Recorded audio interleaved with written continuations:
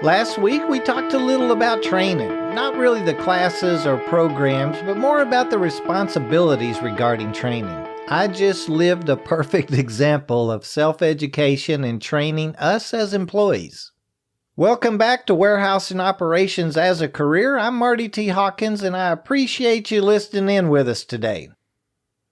So I allowed myself to get a bit overbooked today, and I stopped by a neighborhood restaurant for a real quick dinner, pretty good diner-like food.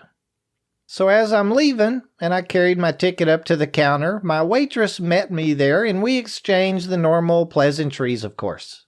Now, I already knew that she was a new employee, and she was really young, probably her first job, and she'd done a really good job of keeping my tea glass filled, and my order was really 100% correct.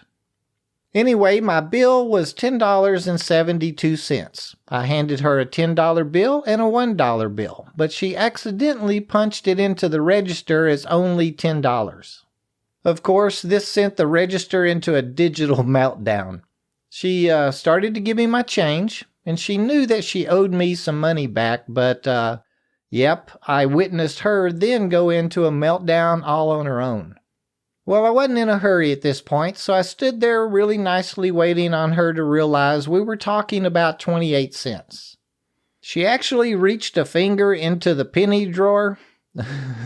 Oh, so close, but then she froze. At this point, she called over another waitress, and she knew exactly what to do. She reached and grabbed a calculator. While they were working on putting in $11, I suggested counting back to $11. I said, it's $10.72. Grab a penny, that's 73. Grab another penny, that's 74. Grab another penny, that's 75. And a quarter makes $11. Well, we all three laughed a little bit, and they did wait until they got the answer from the calculator, but we just joked about it. Now, don't get me wrong, I'm not belittling her or laughing at her. I was honestly laughing with her. Waitressing and being a cashier is hard work, and it being our first job probably makes it even harder.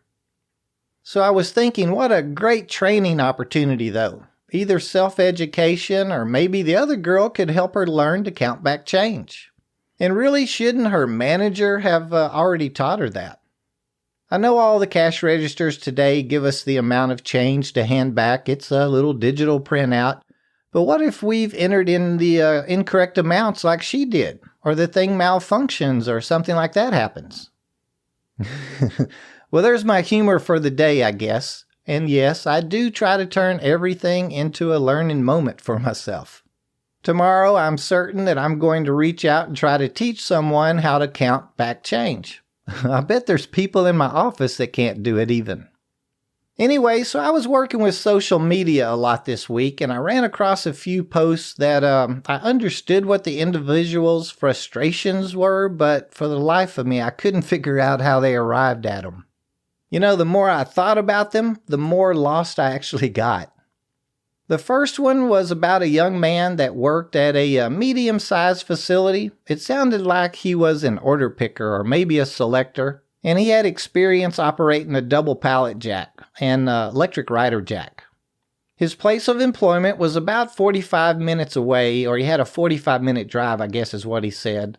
He liked his position, but there was a large facility about 15 minutes from his house that he'd always wanted to work at. I guess they rarely posted any ads or had a hiring now sign out front, but to his amazement, they'd posted a position and he'd gone in and applied.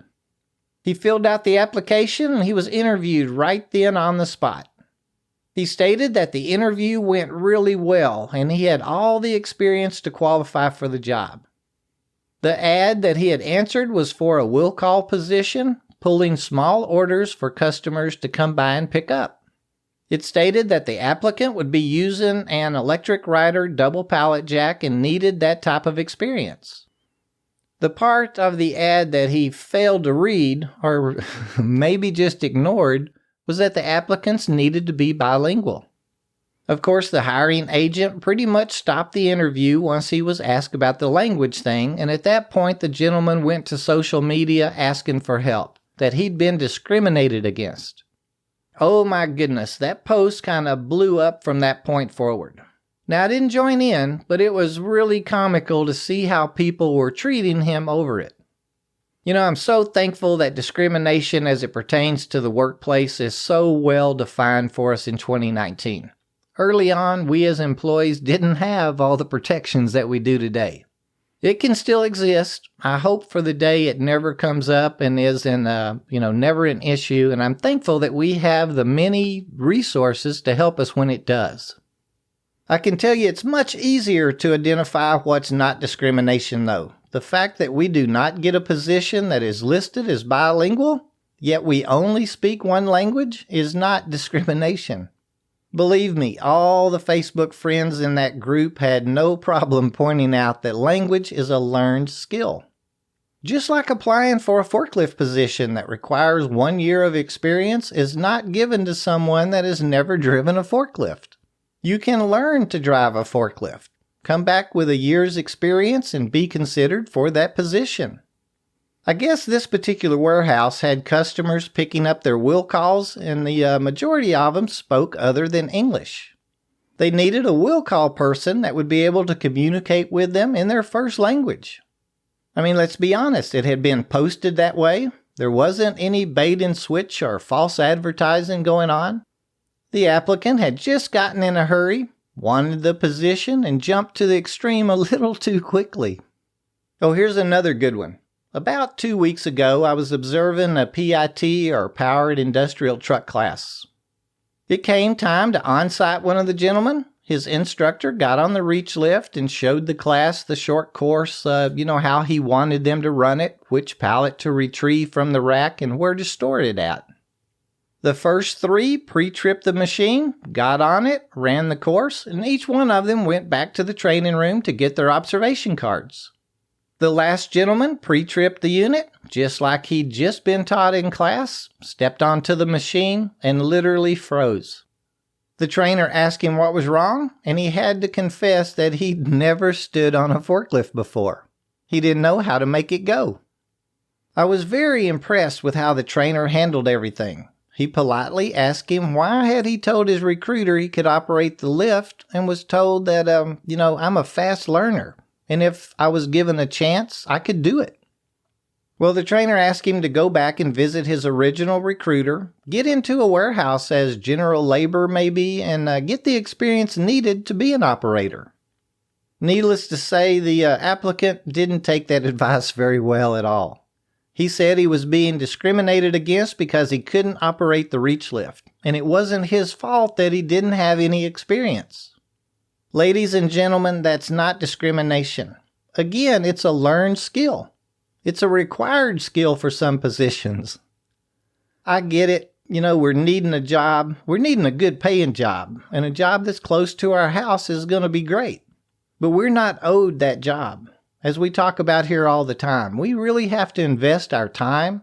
We have to learn new skills. Those skills needed to perform the job that pays what we want it to, and doing what we're going to enjoy. That's work. And sometimes that's a lot of work. And it's our responsibility, not someone else's.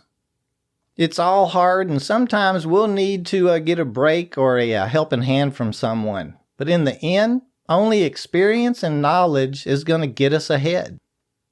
Getting upset, pointing fingers, blaming someone else is never going to help our cause. We're not going to make anyone feel bad about it. Another thing I wanted to mention real quick is offensive behavior. Working in our industry is tough. When we've gathered the experience needed and we're working at the position we've always wanted, we'll need to try and do what's right to keep that job. When we're hired on, we'll typically get a handbook with all the company's policies, rules, procedures. It'll have just about everything in there that we can't do or that we're not supposed to do. Now, it's going to have all the positives and great things about our new company in there too, but let's face it. The important thing for us now that we've been hired is what is not allowed and what do I do to keep my job. In there somewhere is going to be the words offensive behavior. Offensive behavior is so easy to stay away from, and it's just the right thing to do. What's okay with us isn't always going to be okay with our teammates. The first thing that comes to my mind is foul language. In our industry, let's be honest, it's kind of the norm. But if it offends someone else, it's just wrong. We can forget 10 others are okay with it. They're okay with the way we're talking. They may talk the same way when they're around us, but we don't need to do it around the one person that is offended by it. If it escalates up the chain, you will lose. You'll lose because it's wrong. We know it's wrong. We're not in high school anymore. We're in the workplace, and we're getting paid for the entire time that we're there. There's not a single handbook that says it's okay to use profanity around others. Not in our warehouse settings anyway. Another thing is the dress code. That's another one that we want to always make a big deal out of for some reason. Things like graphics on our t-shirts, language that may be printed on our shirts. Why make a big deal out of wearing what we know is against the dress code? I heard about a company that actually included belts in their dress code. It was written something like belts are to be worn at all times to keep jeans pulled up. Underwear is not allowed to be showing at any time. It's just a rule. Again, we're being paid the entire time we're at work. If something offends others or our company, we're not going to win the argument. And we're not going to, get noticed like we want to either, right? Well, I wanted to talk about logistics today, but I got lost on social media. I'll get back to it next week. I'm actually working on getting a couple of guests to join me in the next few weeks, and they'll help us understand what the logistics fields can do for us and help explain all the opportunities and positions in those fields. Until then, please send us an email to host@warehouseandoperationsasacareer.com or share your thoughts on our Facebook and Twitter feeds using that little @ WHSEANDOPS. Talk about a past topic or bring up something we can all share some experiences about. I hope to hear from you again next week, and please not only talk safety this week, but practice it as well.